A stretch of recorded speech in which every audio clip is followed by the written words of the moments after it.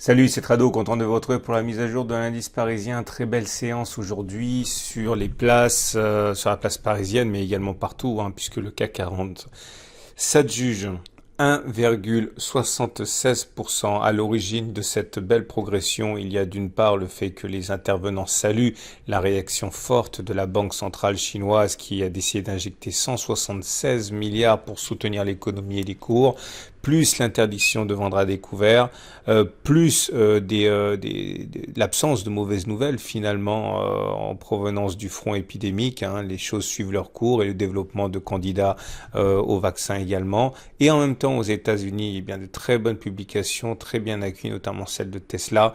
Tout ça fait que de concert, les marchés progressent. Alors, pour commencer, vous savez que j'étais en position baissière sur un swing baissier.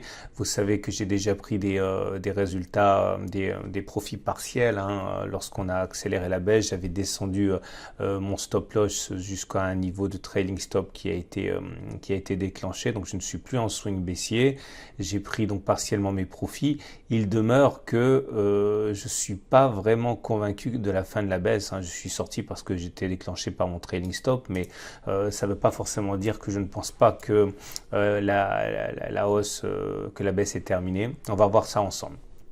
Tout d'abord, pour faire un petit peu de ménage, on avait une résistance journalière ici comprise entre 5850 et 5864. C'était une zone de support qui a été cassée, qui a donc théoriquement changé de polarité en devenant résistance. Ça s'est bien vu sur la séance du 3 février.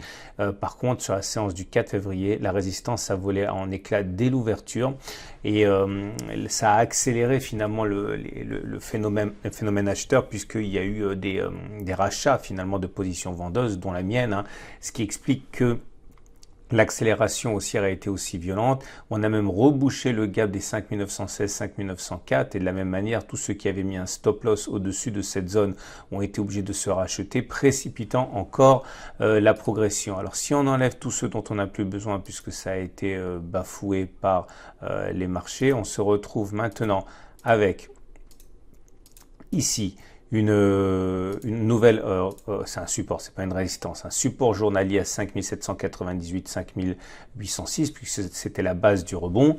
On a également juste au-dessus de nous une résistance journalière à 5942, 5960. Alors qu'est-ce qu'on peut faire à présent? De deux choses l'une. Si on considère que le mouvement vendeur n'est pas terminé, comme je le soupçonne, l'idée c'est de prendre, vous savez, on a toujours l'objectif déterminé par la règle du balancier. Regardez, il y avait cette oblique rouge qui était un support. Une fois qu'elle a eu été cassée, une des règles élémentaires de l'analyse technique, c'est de dire qu'on attend de cette distance parcourue avant le support, qu'elle soit reportée par-delà le support qui a été cassé. Ça vous donnerait un objectif, on le sait, allant chercher les 5690, 5738. Ok. Alors là, on est dans les cordes pour un ratio gain-risque qui est assez intéressant. Puisque comme vous pouvez le voir, si on rentre, bon, je pense qu'il ne faudrait pas rentrer avant la résistance journalière. Je pense que cette résistance journalière ici va être sollicitée dès la séance, dès le début de séance de mercredi. Je pense également que le gap va être attaqué. Mais en tout cas, si on arrive à bien choisir son point d'entrée, mettons par là, eh bien, en mettant un stop au-dessus des précédents sommets à 2,7%, on a un ratio gain-risque très intéressant de 2,7 à la hausse et de 3,7% à la baisse, donc un ratio gain-risque supérieur à 1, ce qui est pas mal. Si j'ai vraiment l'occasion de rentrer avec un signal en intraday, peut-être que je rentrerai dans cette zone-là. De toute façon, je ne manquerai pas de vous le dire. Mais dans l'immédiat, il est clair que c'est un trade qui est tentant. De toute manière, tant qu'on n'aura pas repassé les précédents sommets, je considère que le mal est fait et que la tendance haussière, elle est cassée à présent. Ça veut dire encore une fois qu'on soit en tendance baissière. Ça veut dire qu'on peut très bien faire des oscillations comme ça, des latéralisations pendant un moment. Mais en tout cas, je considère et je le répète que tant qu'on n'aura pas inscrit des nouveaux plus haut en clôture, eh bien on sera dans une position où la tendance haussière est cassée. Ça, c'est pour les acheteurs. Autre chose que l'on peut faire, hein, c'est utiliser les chandeliers japonais. Alors, j'ai pas accordé beaucoup d'importance au harami haussier ici, vous le savez, hein, parce que pour deux raisons. La première, c'est que ça n'intervenait pas sur un niveau qui, pour moi, me semblait déterminant en termes de support. Il en aurait été autrement si ce harami haussier était intervenu sur mon support des 5690, 5738. Néanmoins, force est de constater que j'ai eu tort puisque eh bien, on a eu ici une belle bougie qui s'apparente à un 3 inside up, hein, c'est-à-dire bougie rouge, bougie verte, c'est un harami haussier confirmé, donc ça c'est haussier. En plus, la morphologie de cette bougie est vraiment très belle, avec une absence de mèche en bas et en haut. C'est un marubozu haussier, donc c'est vraiment un signal de force. Il est très rare que l'on n'inscrive pas un plus haut une fois qu'on a fait une bougie comme ça, même si c'est pour faire un plus haut marginal et retomber. En tout cas, normalement, derrière, il y a encore du grain à moudre pour les haussiers. Alors, je reviens sur ce que j'ai dit par rapport à l'absence de support. En fait, il existe un support. Ce support, il est en données intraday. Ok, en données 4 heures. Je vous invite à regarder mes vidéos d'hier, d'avant-hier. En fait, ça fait une semaine que j'ai un support en données 4 heures, en intraday, qui correspond en fait à la zone sur laquelle on a rebondi. C'est un support faible en ce sens qu'il n'existait pas sur une unité journalière, mais uniquement sur une unité de temps 4 heures. Mais force est de constater que la violence des achats déclenchés sur ce support intraday est peut-être à l'origine de la hausse à laquelle on assiste, hein. Je voudrais également derrière insister sur le fait que si effectivement c'est ce qui se passe et qu'on a construit un support en données intraday qui s'est transformé en support journalier et que finalement on devait avoir inscrit les plus bas avant de repartir à la hausse, il est possible de déclencher un swing haussier. Ce swing haussier, eh bien, il faudrait mettre le stop en dessous du support journalier des 5798 et en l'occurrence en dessous de la figure en harami haussier, mettons par ici, et de viser donc à tout le moins un retour sur les plus hauts, voire une reprise de la tendance haussière. Si on fait ça, eh bien, ça nous donnerait un ratio gain-risque, par exemple, de moins 2,7 à la baisse, pour un potentiel de hausse au moins à 2,8, mais il faudrait viser plus pour avoir un ratio supérieur à 1 pour 1. C'est aussi une possibilité, c'est pas illogique de le faire. Vous remarquerez quand même au passage qu'on a ouvert un gap ici. C'est-à-dire qu'il n'y a pas eu de cotation entre les plus hauts de la bougie du 3 février et les plus bas de la bougie du 4 février. C'est un signal de hausse également. Alors attention, on ne sait pas ce dont il s'agit. Il peut s'agir d'un gap commun. Si c'est un gap commun, c'est un gap sans signification, il sera cassé à la baisse très très rapidement. Maintenant, il peut s'agir également d'un gap de rupture, c'est-à-dire après avoir eu un gap ici qui manifestait la fin de la tendance haussière, on peut avoir ici un petit gap qui manifeste la fin de la tendance baissière.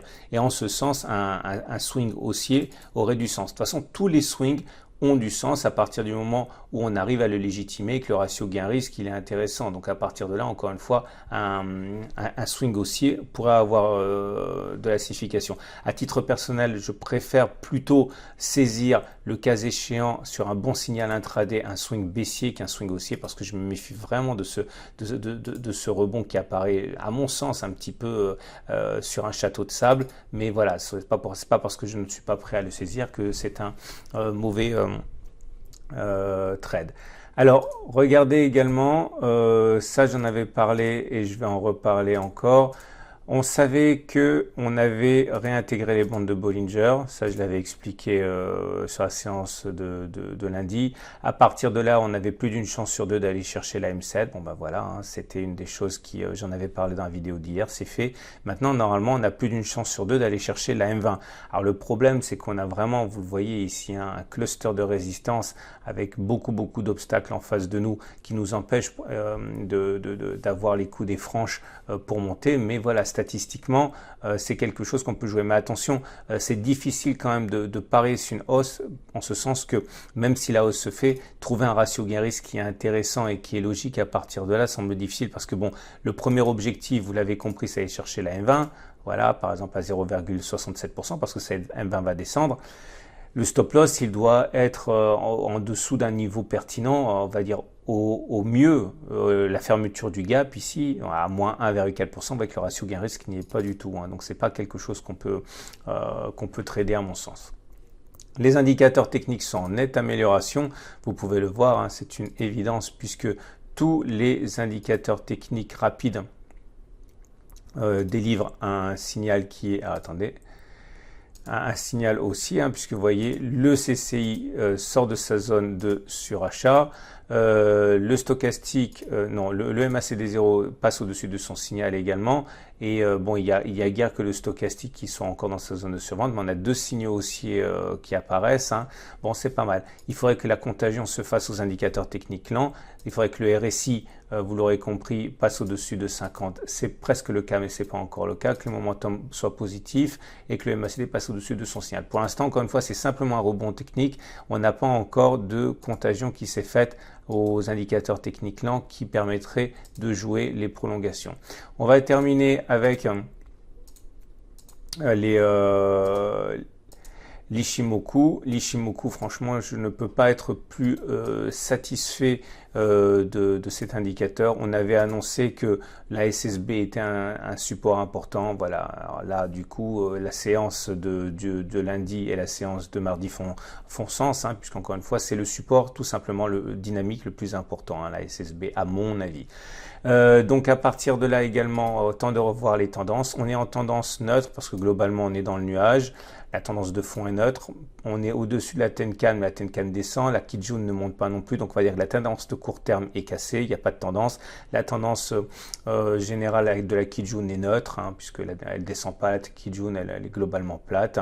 Elle n'a pas de vraie orientation comme elle a pu en avoir une là. Et on est dans le nuage. Donc globalement, pour moi, la tendance c'est neutre pour l'Ichimoku.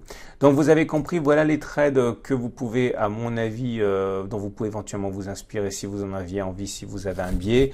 Vous l'avez compris également, moi je suis plutôt baissier, mais je ne rentrerai pas à n'importe quel prix. Mais si j'ai une bougie bien moche dans le gap ou dans la résistance journalière, je pourrais envisager de reprendre un swing baissier. Je rappelle que j'ai pris mes bénéfices partiels sur mon précédent swing baissier et pour la position qui restait, j'ai été sorti sur mon trailing stop. Donc, je n'ai plus de position en daily sur le CAC 40. Voilà. Je vous invite à regarder également les graphes que je publie, mes matrices intraday, hein, qui peut-être expliquent avec le graphe identifié en 4 heures, avec le support identifié, la raison pour laquelle on rebondit comme ça depuis 2 jours. Voilà. Excellente journée, à demain pour la mise à jour.